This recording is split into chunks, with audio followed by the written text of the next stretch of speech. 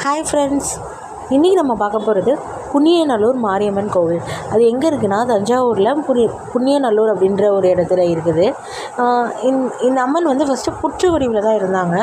வெங்கோஜி மகாராஜா அப்படின்ற மன்னர் வந்து ஒரு நாள் தூங்கி கொண்டிருந்தப்ப நம்ம அம்மன் வந்து கனவில் தோன்றி இங்கே ஒரு புன்னை காட்டில் நான் அவதரித்து இருப்பதாக கூறினார்.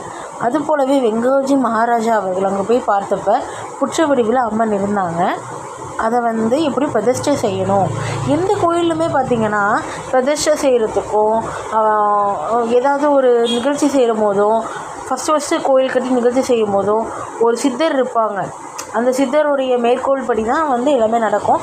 அதே மாதிரி இந்த அம்மன் கோவிலிலும் பிரதிஷ்டை செய்து இருப்பவர் யார் அப்படின்னா சதாசிவ பிரம்மானந்தர். சதாசிவ பிரம்மானந்தர் அப்படின்றத பற்றி நான் அடுத்த வீடியோவில் உங்களை பற்றி சொல்கிறேன்.